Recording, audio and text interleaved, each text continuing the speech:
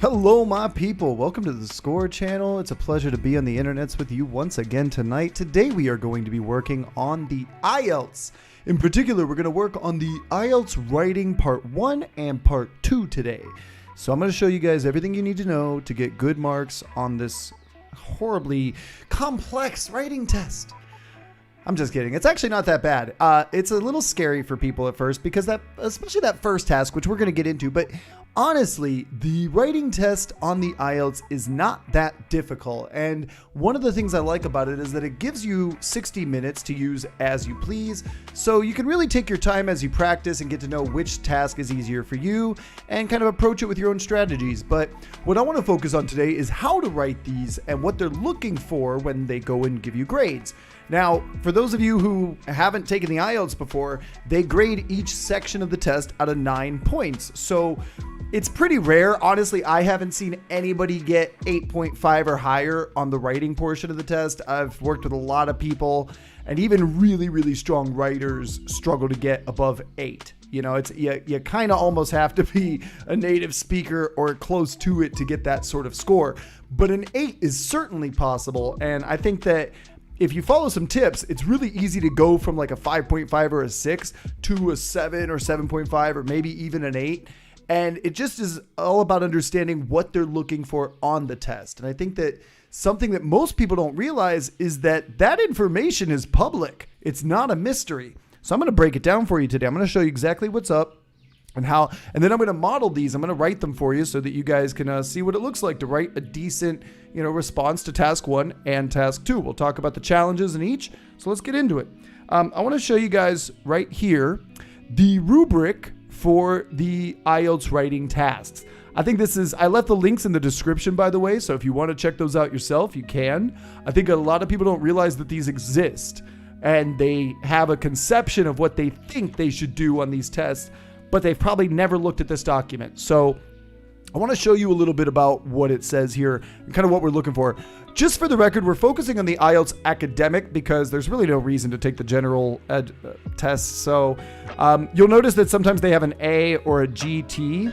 That GT is for the general test. A is for the academic test. So we're just going to focus on the A stuff. I'm going to go down a little bit though, because I want to start with some of the lower band items where you might be right now.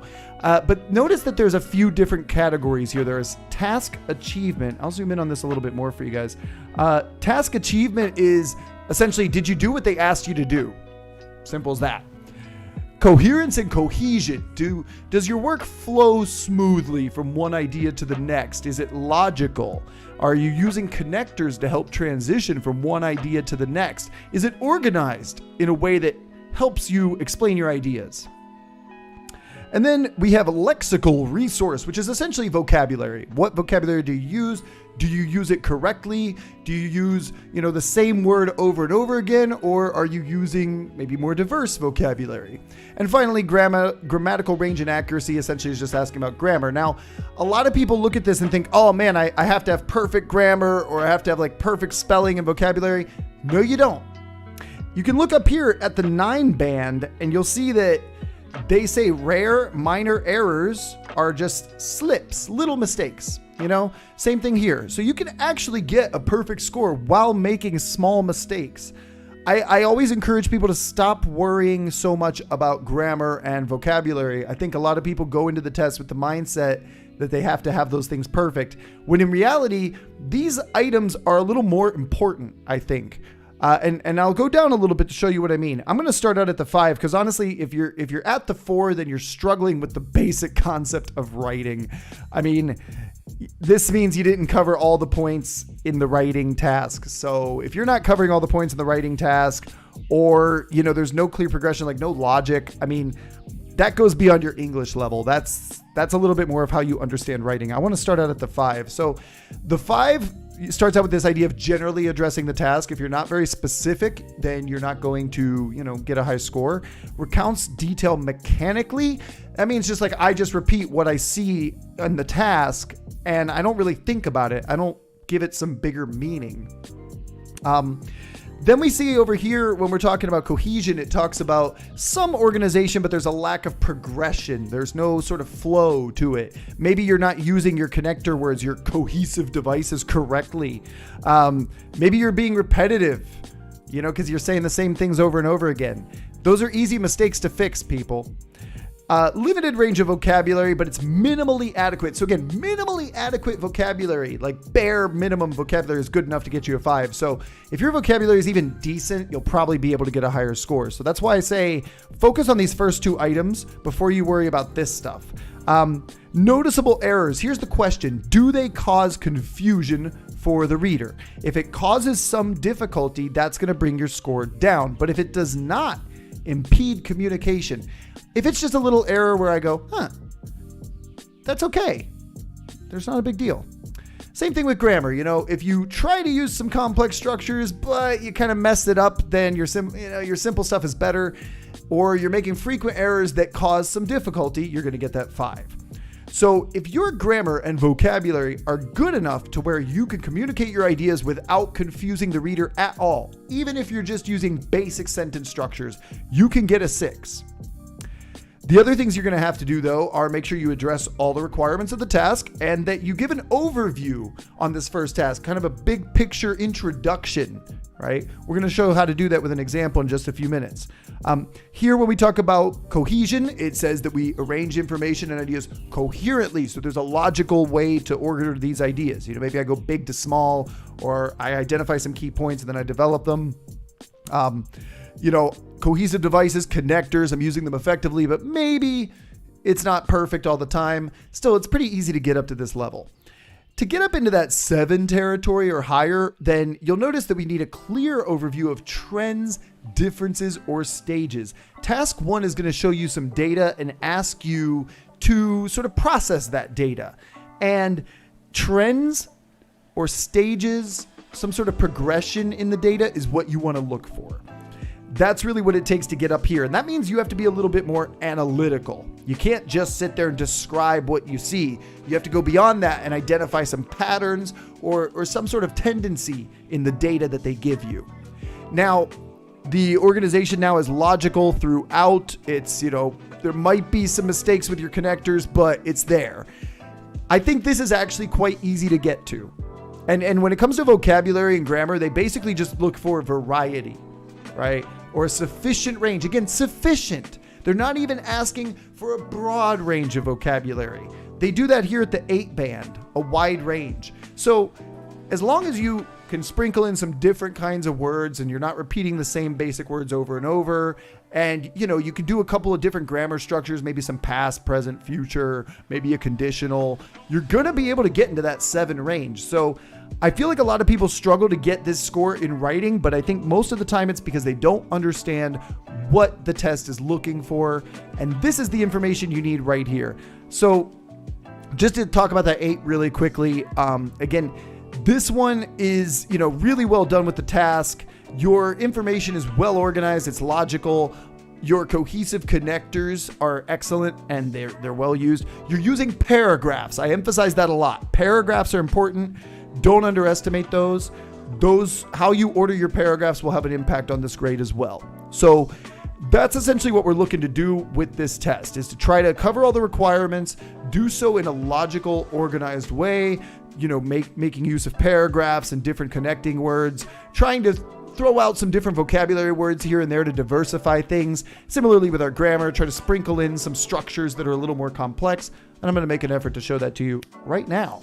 So what I decided to do, because I can't help but self-promote, is to use this chart. So when you take a part 1, task 1 on the writing test, they're going to give you some data. They'll usually give you 1 or 2 pieces of data. Maybe it's a chart that shows the evolution of something over time. Maybe there's 2 pieces they want you to contrast. They might give you the same data, but across different regions. So you're going to get some kind of visual information, and it's your job to analyze that information and identify those trends. Here I've given you a chart and a table that explains some of the things of the chart. The prompt also may have more information about that data, so make sure you read the prompt carefully. This is the prompt that I wrote for my image, and by the way, this is coming from the video that's coming out Thursday. If you guys haven't seen the first episode of Why Peruvian Education Sucks, you should see that. But this week we're focusing on private schools and how some of them are not as good as you would think. And this is one of the charts from that video. So consider this a little teaser for you. Now, my prompt says the chart above shows the performance of schools on a standardized test. Public schools are compared with private schools across different price ranges. There are lines for poor performance, adequate performance, and excellent performance. I'm assuming that's the red, yellow, and green lines that we see here. Summarize the information by selecting and reporting the main features and make comparisons where relevant. Write at least 150 words. Before we go into this, I want to talk about this word thing here. They just said write at least 150. I'm going to tell you right now that 150 is not at all what you need to write. If you really want to get a good score, you should try to add at least 50% to that number. Try to get at least 225 or more. That's what I've noticed. People who write at least that much are more likely to get a 6 or 7 or higher. If you just do 150, that's gonna not be enough. There's more that you can say about this data, and if that's all you could do, odds are you're gonna get a 5, 5.5. So understand that that is a recommendation for a minimum, but we want to go beyond the minimum. Okay, very important to do that.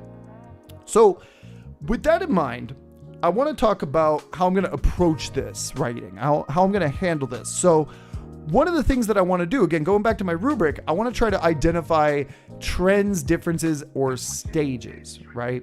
So I want to kind of outline my work just a little bit before I start here. And I'm going to kind of move this up here a little bit more so you can see it. So I want to think about a few variables or things that I could talk about. First of all, there's the, cost factor. I see that, more money in private schools equals better performance. That's one point that I might want to make here. Then we also have the performance factor, right? Performance referring to those lines like only 2 groups go above the top level.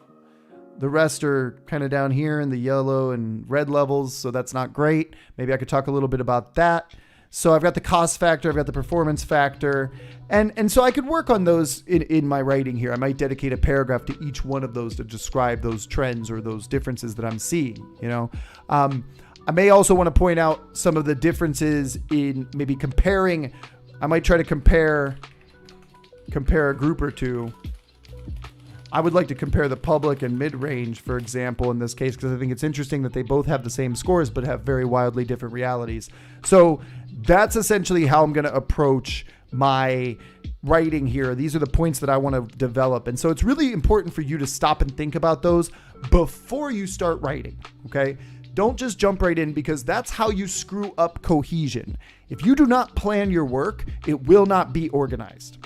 And if it's not organized, say goodbye to your 7s and 8s. Okay, you're gonna get this. You're gonna get clear coherently, but there's a maybe you might even end up down here, a lack of overall progression. If you don't see sort of what you're working towards, you're not gonna get that progression. So what I'm trying to work towards here is this idea that and I might even move this up here, because I think it's interesting. Like, this would make sense, right? Public, get to the mid-range, and then work on the last 2 groups that go above that top level. So that would give me a kind of nice progression, sort of focusing on, big picture here, private versus public, and then comparing a specific set of groups, finally looking at the last 2 groups, and I sort of go up the scale. I think that could work.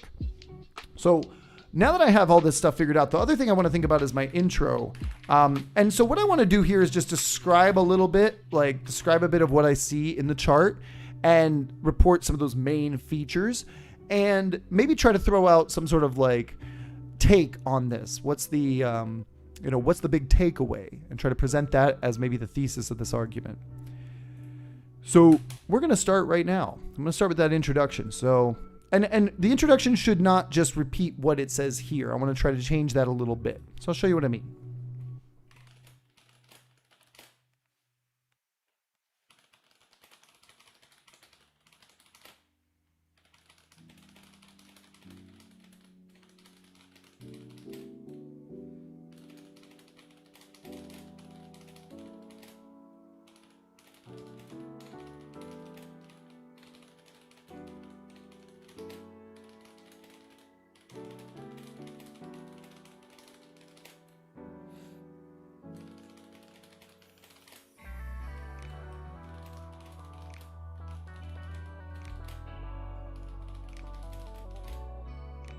And I want to go up and just check on that.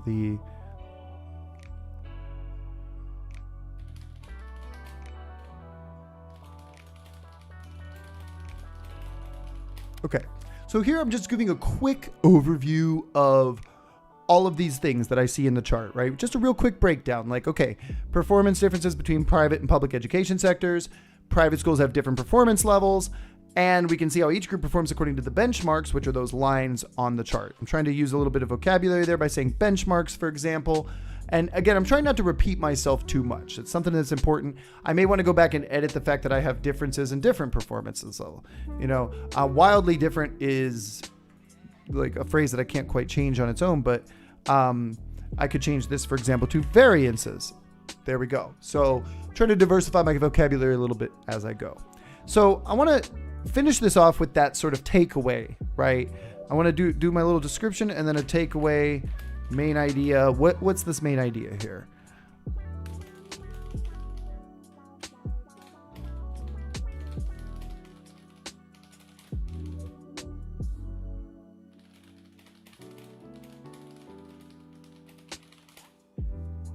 Okay, so that's my first kind of like main idea here.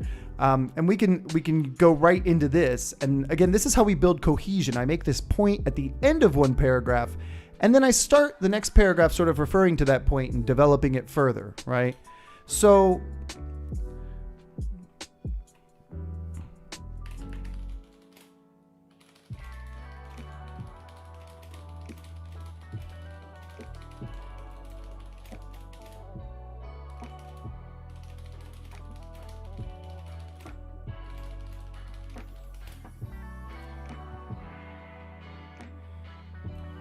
and I have the prices here in this other table. Again, you might have more than one piece of data, so you want to make sure you use all of that to your advantage. So right here I have like, and this is real data, by the way, that I put together. So right here I see these low-cost schools, for example, are down to 50 to 250. I know it's soles, I'm going to put that in there.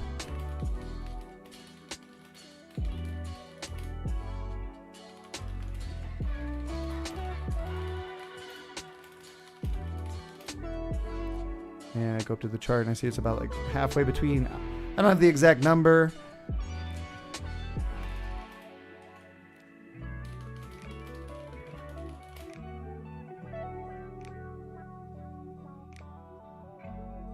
And I might try to just make a price comparison here. So we see like, okay, it's about 6 times, 7 times.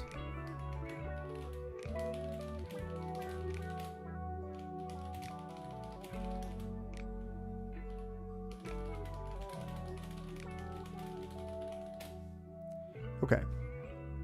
So again, I'm trying to show this point that when you put more money in, you get better performance.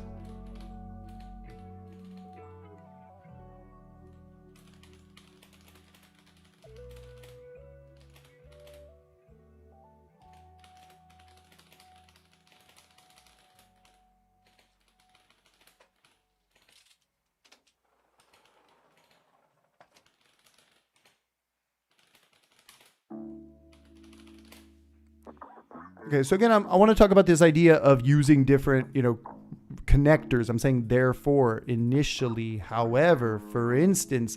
And so trying to put some of those in there is a good way for me to improve my cohesion and coherence and really lift up that grade.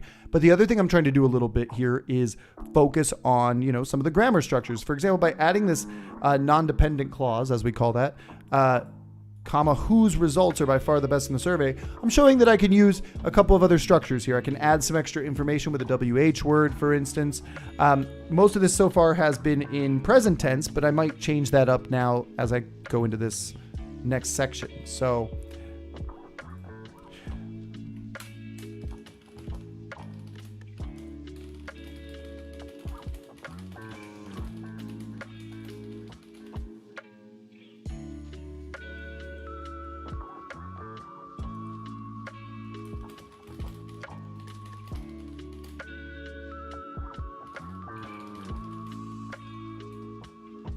is that not a right word? Huh.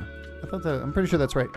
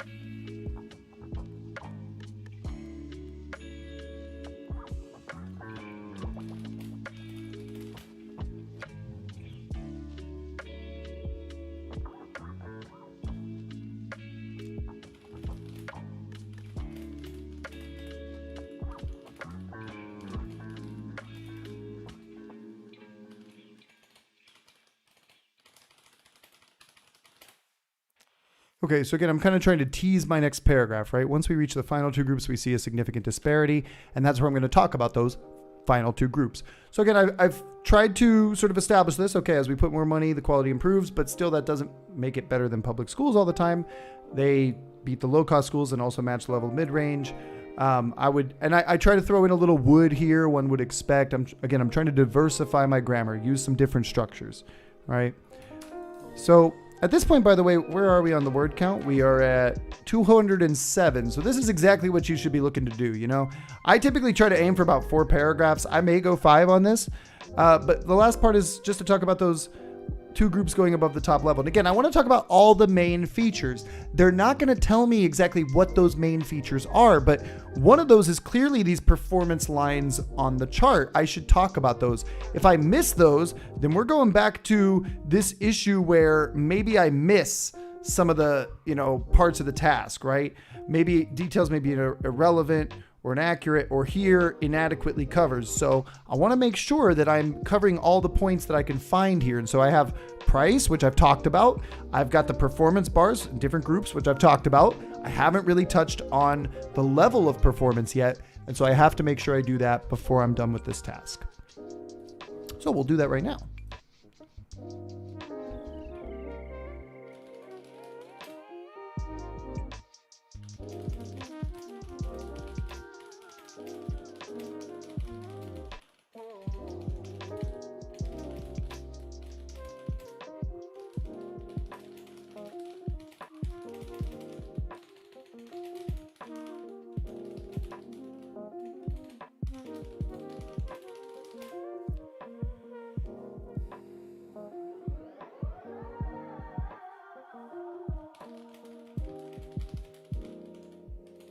Consistent.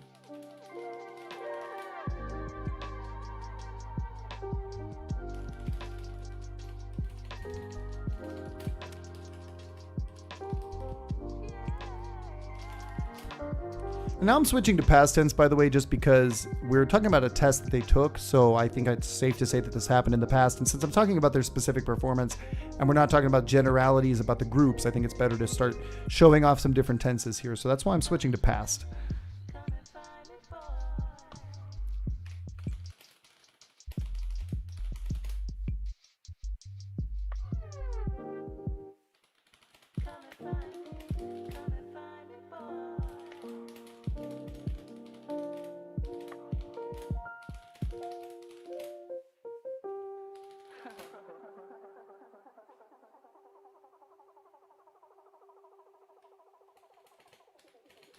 What do you think of that?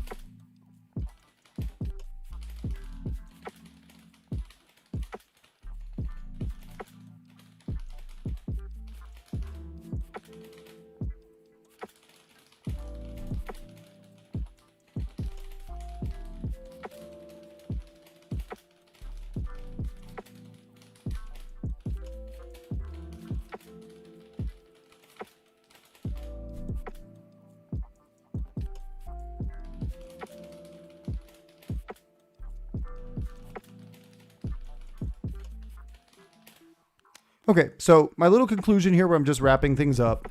And again, I told you I want you to try to get at least 225 words here, and I definitely got past that with this paragraph.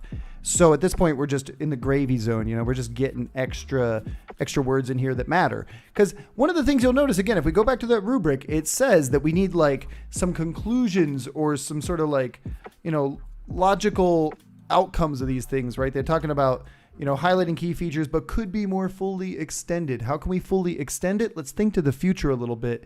And so what I'm trying to do is at the end of this paragraph, I'm asking a question. This is another way to throw a different structure into my writing and then focusing on the answer for that question, right? So clearly, okay, we need to invest money in education.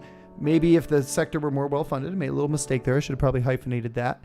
It would be able to reach, again, I'm using a hypothetical second conditional tense. If the public sector were more well-funded, it would be able to reach the same level. At the moment, it seems like the public sector receives funding similar to that of the mid-range schools and has similar results. So these are some conclusions. Do I have hard, fast data that confirms that the public sector doesn't get this fund? I don't, but I'm making that conclusion based on what I see here. The trend is that more money equals more performance, so I can assume the mid-range schools are probably getting around the same amount of money as the public schools. Seems reasonable, to assume that based on what I've seen here. So this example right here is now 328 words, and I think that would be a lot for you to write on this IELTS Writing Task 1. I don't necessarily expect you to get to that point. I think the important thing, though, is the process. So my process first is to plan out the points that I want to make, organize those points. Remember that I moved this one. Originally, I had that below the other one, and I thought it made more sense to put it before so that I could transition more smoothly into my last point. And then I worked on my introduction. What's the main idea here? Which is that more money, results improve. And I kind of bring that idea back home at the end and give a couple hypotheticals or, sort of assumptions based on what I've seen in that data. Everything else is strictly focused on the data. I make sure that I cover all the key variables, the performance, the different costs of the different schools, and also the performance levels that are outlined by those lines. Generally, there's going to be, some of these are easier than others. Sometimes you're going to get one that is really easy for you to figure out, and you're going to be able to kind of identify those variables right away and start working. Some of them are going to be a little trickier, okay? The thing is practice. Do as much practice as you can. There's a ton of IELTS material out there that'll make it easier for you.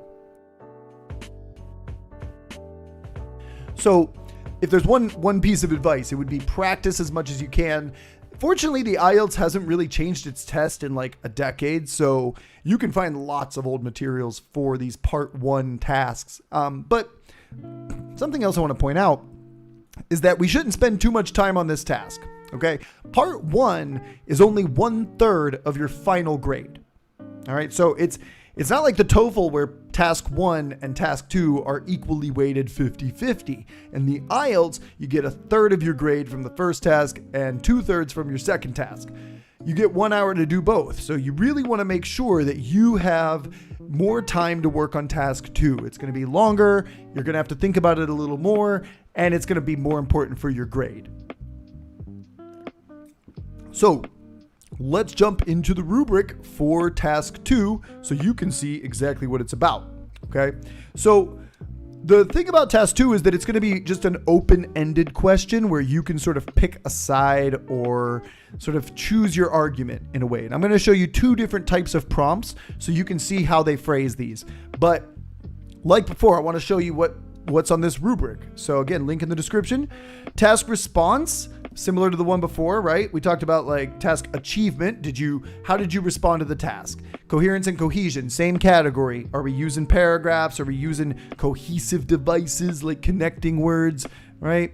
Lexical resource, same deal. This is almost word for word exactly the same as the other. Same with grammatical range and accuracy. So again, same criteria. The big difference is going to be in the task response side because task 2 doesn't give you specific words to say. They don't give you data that you must use. You have to come up with it. And that means you got to come up with your ideas and outline better on your own. You don't have anything to go off of.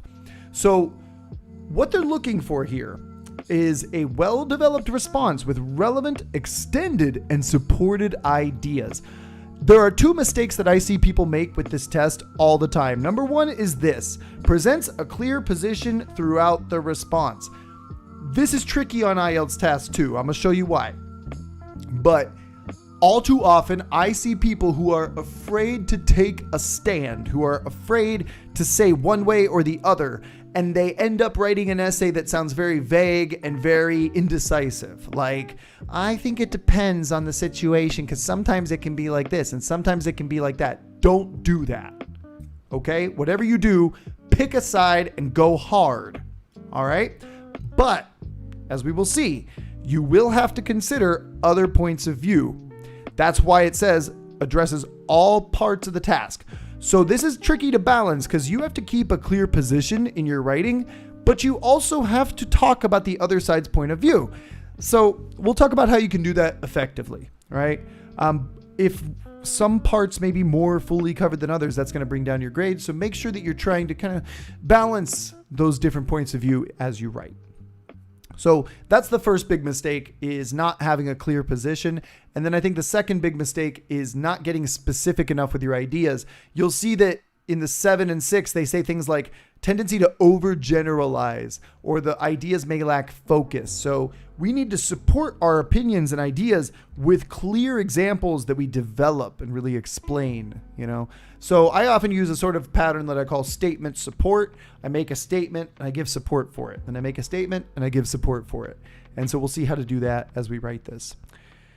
The other stuff here is very much the same. The only real difference is that there's a little bit more emphasis on paragraphs on task 2. They say clear central topic within each paragraph. So make sure your first sentence for each paragraph sort of announces that topic. Okay. This one here says uses paragraphing, but not always logically. If your paragraphs don't always make sense or they don't seem like they go together, you could see yourself dropping into that 6 band. So again, if we have good organization and good development and a clear position, you should have no problem getting to that 7 level, as long as your vocabulary and your grammar are decent. They don't even have to be great. They don't have to be amazing. Decent is good enough, people. We'll take decent. Okay? So let's do it. Let's look at our options.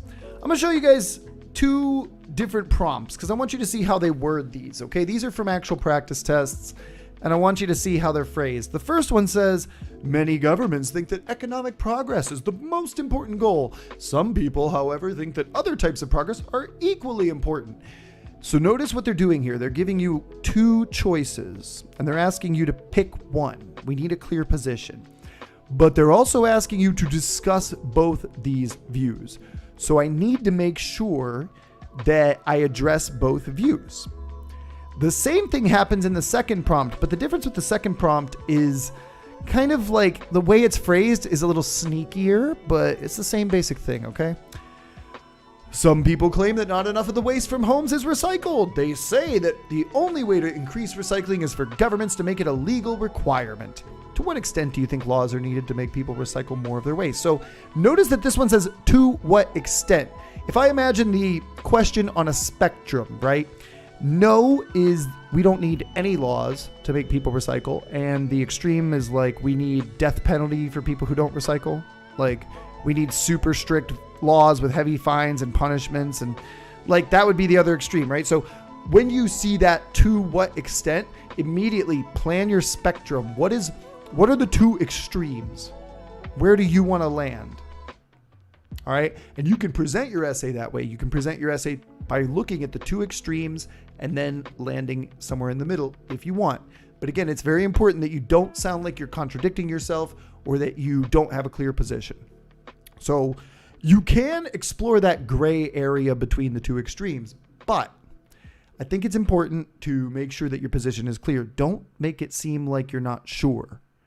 I would generally recommend going to one extreme. I think that you should go hard in one direction because it'll make it easier to write. And I'll show you what I mean by that. So given these 2 choices, right, we'll see how time goes today. Maybe I'll write both for you, but I want to start with this one because this is more commonly the type of prompt that I see when people take the test. So I want to talk about this, discuss both these views. So we're going to work on this one for a moment and I'll show you how I would do it. So economic progress, other types of progress. Notice that they didn't define other types of progress. So I have the freedom to define that term. And this is another thing you need to think about is like, what haven't they told me? What can I fill in here? So again, I'm going to start kind of planning my ideas, right? So economic progress versus other kinds of progress. And my answer is going to be that other kinds, in particular, happiness and longevity. Okay? So I'm gonna focus on these 2 variables. These are my definitions of like a successful country, right? That I'm gonna use. So I'm thinking about that's gonna go into my introduction right here.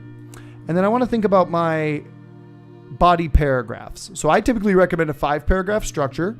I would do, in this case, 2 paragraphs about my ideas, but 1 paragraph about the other side's ideas. All right. And I typically would do this like this. My idea number 1 is going to be the happiness factor. And my idea number 2 is the longevity factor. By longevity, I mean lifespan. How long do people live? I think that's important. Okay. What good is economic growth if everybody's dead? He said after a pandemic and a bunch of people basically said, yeah, that's fine. We can have economic growth if everyone dies. Who cares? I'm sidetracking. Sorry. So their idea, economic growth. All right. And so this way I'm framing the debate. I'm saying, okay, I will acknowledge your side's views, but I'm also going to refute those. Okay. I'm going to destroy those ideas. I'm going to present them, but I'm also going to destroy them, because if I just present them as if they're good arguments, then I'm undermining my position. I'm literally saying, yeah, I'm right, except I'm not. And that's going to ruin your whole idea, your whole cohesion of your essay. So you should acknowledge the other side's views, but you need to argue for your view so that your position stays clear. That's the thing I think I see people screw up a lot. So my conclusion, we'll talk about how to do this as well, because this is really important for the task 2. But the conclusion needs to think forward, think to the future. Okay? Recommendations, call to action. One thing I cannot stand is when people write a conclusion that just repeats everything they said in the body. I know that's what a lot of us were taught in school, but a lot of schools suck, and I'm making videos about that. Look, what you don't want to do is repeat yourself, okay? Repetitive is down here in the 4 band. Do you want to be down in the 4? No, you don't. If they're irrelevant, then that's the same thing. So look at this. Conclusions may be repetitive. 6. Like, if your conclusion just repeats everything you just said, you're screwing up bad. All right, so don't do that. I'm going to show you how to do it instead. All right, so my introduction, I want to present the kind of the problem that they give me. The problem here is that many governments think that economic progress is their most important goal. All right, so I like to start with a question. It's good to start with a hook, you know?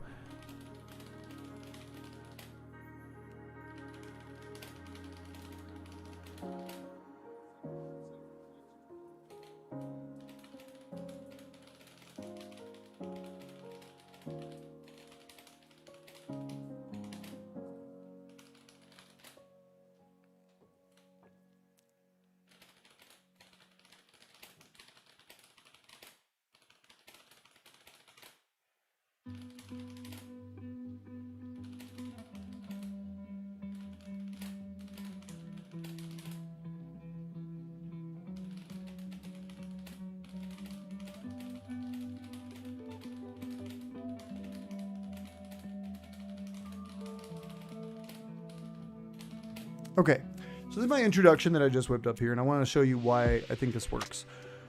We're starting off with a question, and that question is going to get the reader to think. And I really like to stress this. You are writing a paper that a real human being is going to read, and you should think about that human being. That poor person, that poor miserable person has to read hundreds of these every day, and most of them probably suck.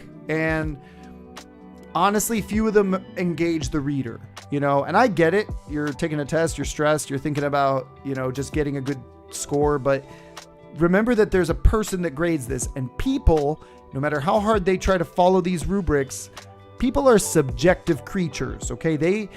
If you make them feel appreciated, recognized, part of the writing, I guarantee that's going to help your grade, because not only is it a different structure, I'm using a question, but I'm engaging the reader. I'm getting them more interested in what I have to say, and they're going to enjoy reading that more. And that happy feeling in their belly when they're done could lead to an extra half point for you. Okay? Not going to lie. I've corrected hundreds of essays, probably thousands in my life as a teacher. I know this is true. Even if there are flaws, I will overlook them a little bit if it made me feel like I was involved as a reader. So let me show you what I mean. This question is asking them to think about something that I guarantee they've heard before. Politicians are always talking about creating jobs, or how the stock market's doing so great, and how it's like they always talk about economics, right? So I presented it that way, and then I sort of reiterate that idea from the prompt that many governments' economic growth seems to be the only measurement for success. Make sure you don't repeat exactly what it said in the prompt. I rephrased it using my own words. And then I explained my view. This is a flawed way to see the world, and we'd be much better off as a society focusing on other factors. I haven't said those factors yet. I'm going to get into them, okay? But I've teased it, and I think I've given you guys like a clear point that I disagree with this point of view. I will acknowledge it, but you know, I'm going to present my own ideas here. So, first idea, happiness, right?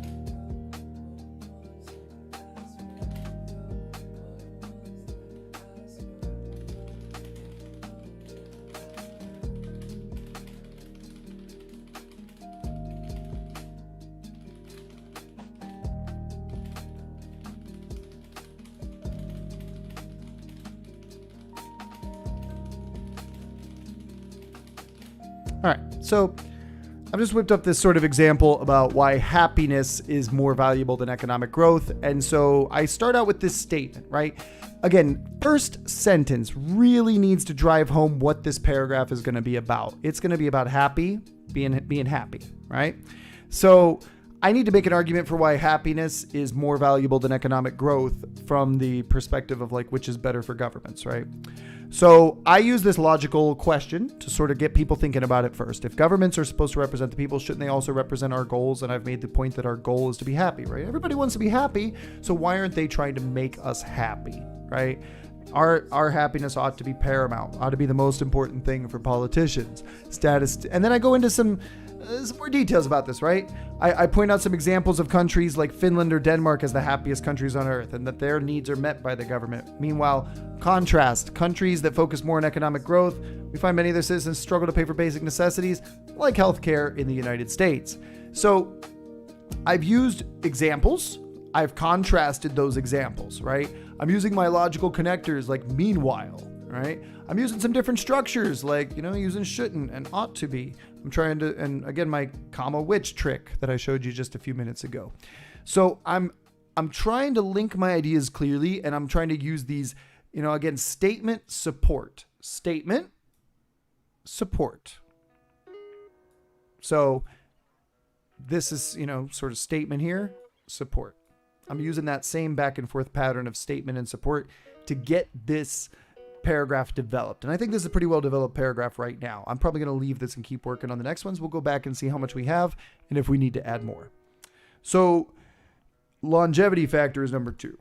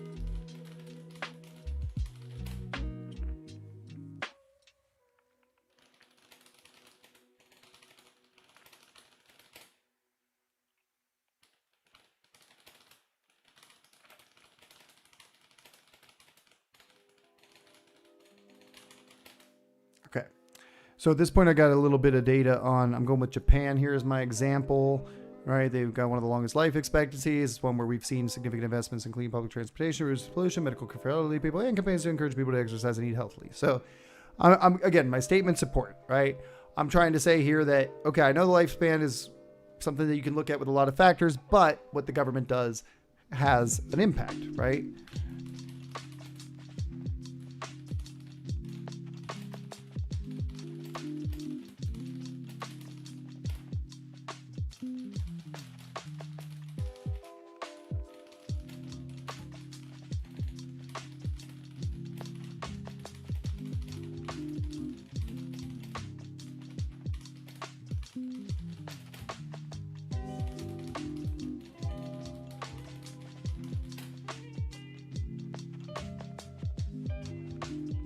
So what I've done here is just, again, contrast with another example. So I really like to do that. I like to look at two different sides of the coin, right? Two examples that sort of show my point. One that shows what can happen if we do what I say, and one that shows what doesn't happen, right? And this is actually true, by the way, for those who don't know. This is a fact. The life expectancy in the United States has actually dropped recently just due to some of these things and the way it's been managed poorly. So while you see other countries saying, hey, let's try to do things that will help our citizens live longer, healthier lives, you got other countries that say, hey, not my problem. And we see a big difference in the results there. So at this point, I think I've made it really clear that my 2 points are pretty solid, but now I got to go into their idea. I got to go into economic growth. So what I like to do is sort of present what they would say to respond to this argument, right? How would they reply? All right. So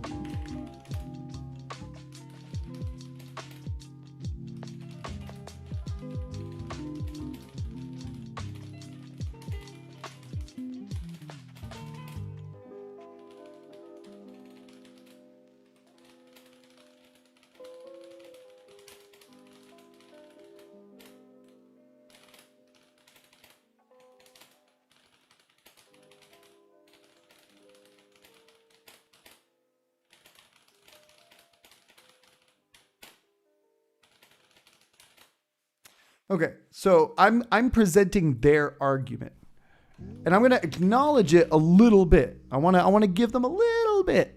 Okay, I don't want to be totally a jagoff. So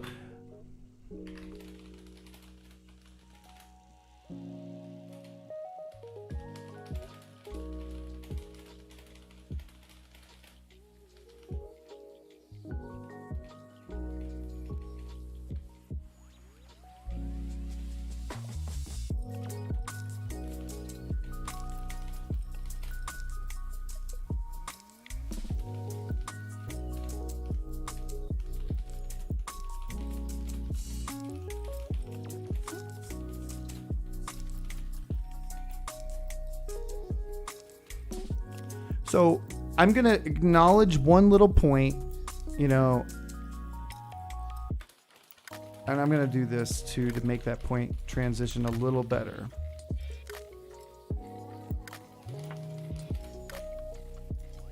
So I'm kind of taking their argument. What argument would they give me? And that's why I like to use would in this paragraph. And then I say, okay, well, it'll trickle down to the average person.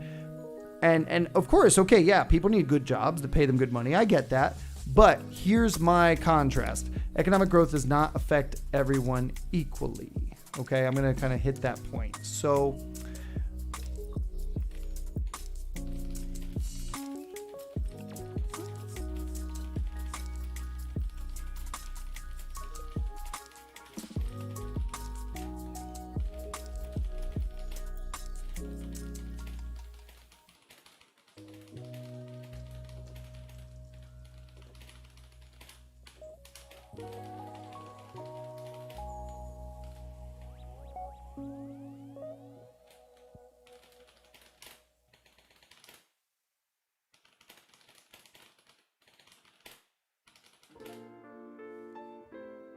okay, so I'm finishing off my point by just saying here that, okay, we have this massive economic growth, but the average person's not getting a benefit from it.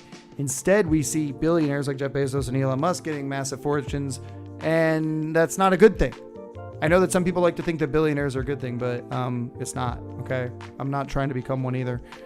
So here I've managed to present the other side's views, and I've even acknowledged where they have a good point. But then I point out the flaw in their logic, and I give a good example here with like these people. And so by doing that, I've managed to refute the other side's views and make my position even stronger, right? So we'll get to our conclusion. We want to think to the future. So I want to think about what would happen if I was right. If we just did everything I said. Oh, what a wonderful world that would be, guys. If everybody just did what I said. If I was just like the world's supreme dictator. Oh, it'd be such a better world. You guys would love it. We'd have so much fun. Alas, I cannot do that. That job doesn't exist yet. Since supreme ruler of the world is not a job yet, I can't have it. Someday.